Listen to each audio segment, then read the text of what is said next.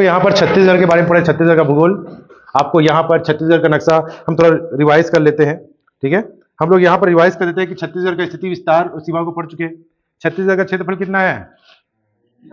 1 लाख। हम लोग 1% है पूरे भारत का। छत्तीसगढ़ का जो नक्शा है हमको सी हॉर्स के समान दिखाई रहा है, दिख रहा है इस तरह का, दिख रहा है। यहाँ पर जिले की संख्या कितनी है आपको दिखाई दे रहा है। शक्ति जिला यहाँ पर है। उड़ीसा को छूने वाले कितने जिले हैं? 86 विस्तार पढ़े हम लोग। सबसे नीचे कौन सा था? 17 अंश 46 मिनट कि सेकेंड? हाँ, तो ये ऊपर में 24 अंश 5 सेकेंड, 80 15 84 24 के बीच है। यह 85 अंश जो देशांतर रेखा है ना, यहां से गुजरी है। और एक कौन सा जिला है बताओ? कोरिया। अरे भाई, वहां पर दोनों रेखा मिली है। कौन सा स्थान है? सोनहत। कोरिया का सोनहत नामक स्थान पर दोनों रेखाएं कटती हैं, मिलती हैं, ठीक है। तो आपको एक अच्छा क्वेश्चन बन सकता है ना। और छत्तीसगढ़ में कितना वन क्षेत्र है? 59,820।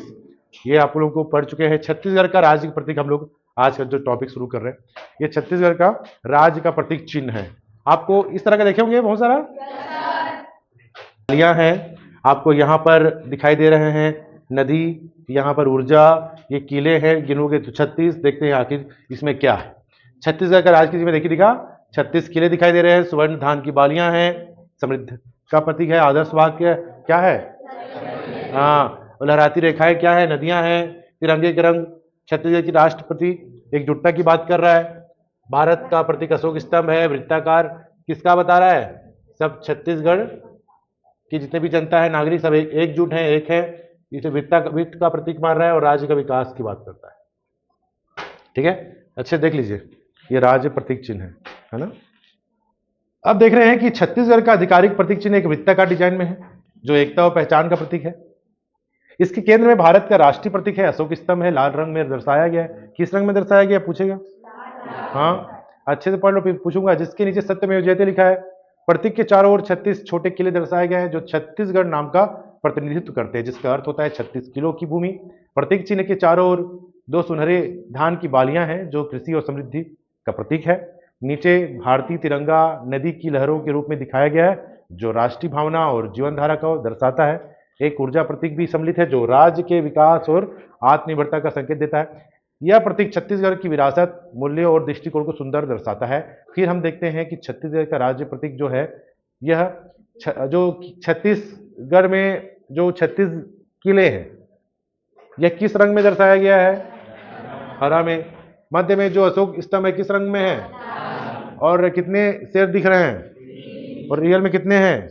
हाँ, आदर्श वाक्य लिखा है। और सुनहरा रंग से धान की बाली है, और ऊर्जा का प्रतीक है नीला रंग, ठीक है।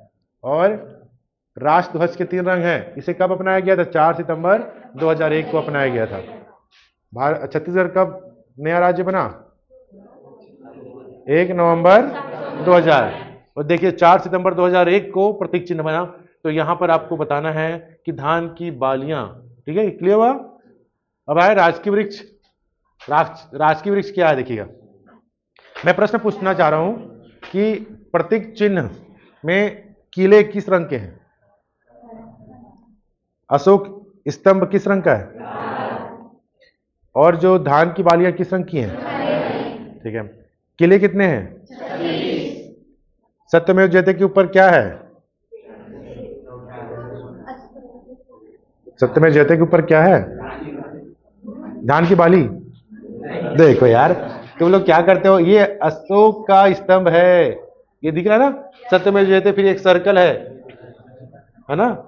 तो ये बहुत अच्छा प्रश्न पूछ सकता है कि अशोक स्तंभ और धान की बाली के बीच में क्या लिखा है। हाँ, तो ये देख सकते हैं, ये ऊर्जा का प्रतीक है। क्लियर हुआ? इस रंग के हैं, ये प्रतीक है। अब आगे आते हैं। हो गया। हाँ, राजकीय वृक्ष देखिए। राजकीय वृक्ष में देखिएगा साल या सरई जिसको बोलते हैं, सोरिया रोबोस्टा बोलते हैं, यह वृक्ष है ना। वैज्ञानिक नाम देख रहे हैं, सोरिया रोबोस्टा। और ये साल वृक्ष को साल बोरर नामक बीमारी से खतरा होता है। बस्तर को साल वनों का द्वीप कहा जाता है, ठीक है। क्या हो गया? पेन गिर गया है? देखो यहां पर साल वृक्ष दिखाई दे रहा है। साल वृक्ष का वैज्ञानिक नाम सोरिया रोबस्टा है। छत्तीसगढ़ का राज्य का वृक्ष है। यह एक ऊंचा और मजबूत वृक्ष होता है, ध्यान दीजिएगा, जिसकी ऊंचाई लगभग 12 से 30 मीटर तक होती है। छत्तीसगढ़ के कुल वन क्षेत्र का लगभग 1/3 हिस्सा साल वृक्षों से आच्छादित है, मतलब 33% हिस्सा है ना, जिससे यह राज्य की प्राकृतिक वनस्पति का एक महत्वपूर्ण हिस्सा बनता है। सबसे अधिक साल वृक्ष बस्तर जिले में पाया जाता है, क्लियर, इसलिए बस्तर को साल वृक्षों की भूमि कहा जाता है। मैं पूछूंगा, है ना। साल की लकड़ी को इसकी मजबूती और टिकाऊपन के लिए जाना जाता है। यह निर्माण कार्य, फर्नीचर में उपयोग में लाया जाता है। राज्य साल वृक्ष को अपनी समृद्ध वन संपदा और पारिस्थितिक संतुलन का प्रतीक मानता है। ठीक है, अब आ गया राजभाषा छत्तीसगढ़ी। राष्ट्रीय मत करना, राजभाषा छत्तीसगढ़ी। देखिए छत्तीसगढ़ी को राजभाषा बनाने के लिए छत्तीसगढ़ राजभाषा संशोधन विधेयक कब आया था? 28 नवंबर 2007। देखिए 28 नवंबर 2007 को विधानसभा में पारित हुआ। वर्ष 2013 में राज्य शासन द्वारा प्रतिवर्ष दिसंबर 28 नवंबर को छत्तीसगढ़ी राजभाषा दिवस घोषित किया गया है। 28 नवंबर को छत्तीसगढ़ी राजभाषा दिवस मनाया जाता है 2013 से। ठीक है, यहाँ पर याद रखिएगा 2007 28 नवंबर पारित, 2013 से लगातार 28 नवंबर को मनाया जाता है। ठीक है, अब आ रहा है यहाँ पर राजपुष्प, गेंदे का फूल। आपको दिखाई दे रहा है गेंदे का फूल। गेंदे का जो फूल है इसका वैज्ञानिक नाम क्या है ना, टेगेस्ट है। छत्तीसगढ़ का राज्य का पुष्प है। यह एक चमकीला और आकर्षक फूल है जो पूरे राज्य में व्यापक रूप से पाया जाता है। पीले और नारंगी रंग के कारण यह फूल धार्मिक सांस्कृतिक आयोजनों में महत्वपूर्ण भूमिका निभाता है। यह मौसमी फूल है, ठीक है, जो विशेष रूप से सर्दियों में उगाया जाता है। इसकी खेती आसानी है। इस विभिन्न प्रकार की मिट्टी में उगाया जाता है, जिससे यह किसानों के लिए आय का एक अच्छा स्रोत बन जाए। गेंदे का फूल का उपयोग जाने कहाँ कहाँ होता है? माला में, सजावट में, प्राकृतिक रंग बनाने में होता है। ठीक है, ये हुआ। अब राज्य पशु आ गया जंगली भैंसा। ठीक है, आपको दिखाई दे रहा है जंगली भैंसा। देखिएगा जुगाड़ू और श्यामू नाम के जो जंगली भैंसे हैं, भैंसे थे जिनकी मृत्यु हो गई। ये कहाँ? उदंती अभ्यारण्य में। उनमें से इनका फोटो भी है, ये जुगाड़ू और श्यामू। ये पूरी तरह से जो उदंती अभ्यारण्य है, गरियाबंद में है, ये शुद्ध किस्म का वन भैंसा पाया जाता है वहां, मगर ये लुप्त के कगार में है। इस कारण उनको दफना दिया गया था, क्योंकि उसके कंकाल को संग्रहालय में रखा जाए। बाद में उसका उत्खनन किया गया, वहां पर कंकाल बरामद किया गया। इसका जुगाड़ू और श्यामू का, वन भैंसा का नाम है, उसको कंकाल को इस संग्रहालय में रखा गया है। ठीक है, तो देखिएगा जंगली भैंसा जिसका वैज्ञानिक नाम बुबलिस है, छत्तीसगढ़ का राज्य पशु है। इसे वन भैंसा भी कहा जाता है। छत्तीसगढ़ में पाई जाने वाली जंगली भैंसों को सबसे शुद्ध नस्लों में से माना जाता है, जिससे इसका विशेष महत्व है। पहले ये बस्तर अमरकंटक के घने जंगलों में आमतौर पर देखे जाते थे, लेकिन बढ़ती जनसंख्या, जंगलों की कटाई के कारण इनके प्राकृतिक आवास समाप्त हो रहे हैं, जिससे संख्या में भारी कमी आई है। वर्तमान में यह उदंती वन्य जीव अभ्यारण्य उदंतेवाड़ा जिले के इंद्रावती राष्ट्रीय उद्यान में पाया जाता है। ये राज्य सरकार प्रयास कर रहा है कि संकटग्रस्त प्रजाति के अंतर्गत संरक्षण मिले इसको। तो ये देखिए वन भैंसा है, ये राजकीय पशु वन भैंसा है, राज्य प्रदेश का राजकीय पशु है। इसको अंग्रेजी में एशियन वाइल्ड बफेलो कहते हैं, मगर इसका वैज्ञानिक नाम ऐसा है। ये जुलाई 2001 को अपनाया गया था प्रतीक चिन्ह के रूप में, है ना। और ये उदंती, भैरमगढ़, पामेड़, इंद्रावती राष्ट्रीय उद्यान में संरक्षित है। ठीक है, और ये वन भैंसा 1986 से IUCN की संकटग्रस्त वन्य जीवों की सूची में शामिल है, वन भैंसा। ठीक है, राज की पक्षी देखिएगा, आपको दिखाई दे रहा पहाड़ी में ना, है ना, विशेष रूप से बस्तरिया पहाड़ी में ना, ये पक्षी है। यह कब अपनाया गया? 2001 को अपनाया गया। ठीक है, और इसका अस्तित्व संकट में है।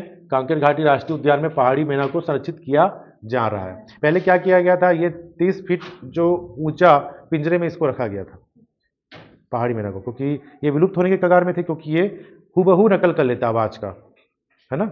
यहाँ पर आप लोगों का भी अलग अलग वेराइटी के आवाज हैं आप लोगों के, तो वैसे ही हुबहू नकल कर लेता है। इस कारण ये हमेशा शिकारियों के इर्द गिर्द था। शिकारियां इसको बकायदा पिंजरे में डालते थे। तो बाद में इसका क्या किया गया? संरक्षण किया गया। एक पिंजरे जो 30 फीट ऊंचा पिंजरा में इनको रखा गया था।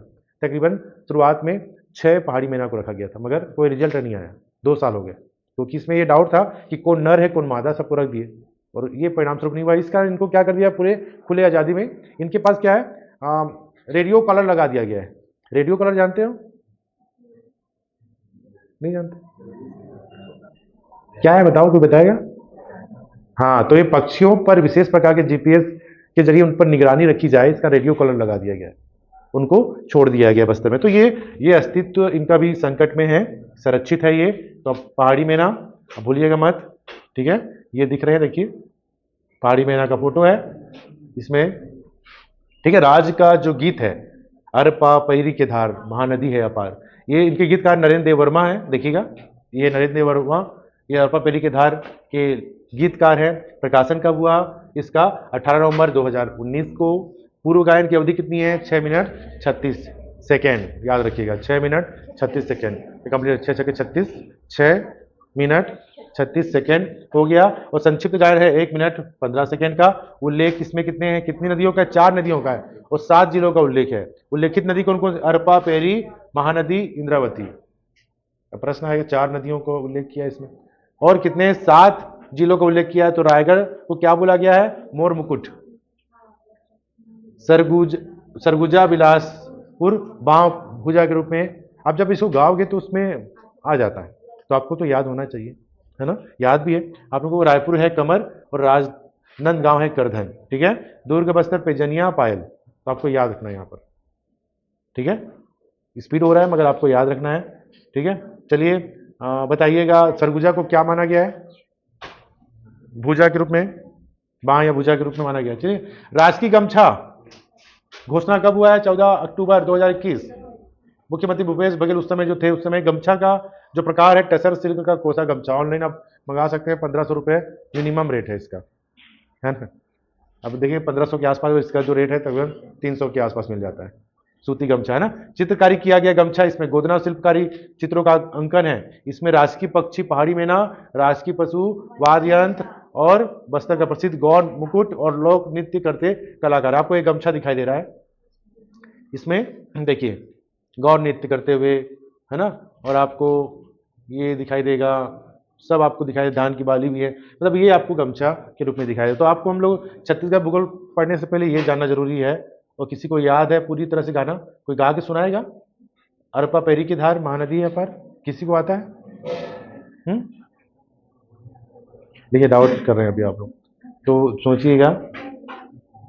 अरे तो यहाँ पर आप लोगों का जो ये प्रतीक है ये कंप्लीट होता है। इसके बाद हम लोग छत्तीसगढ़ भूगोल को अच्छे से पढ़ते हैं, चट्टान को पढ़ेंगे, किस किस क्रम की चट्टान पाए जाते हैं, ठीक है। तो ये क्लास में यहीं तक, फिर नेक्स्ट अभी क्लास लंच के बाद फिर होगा, है। चलिए।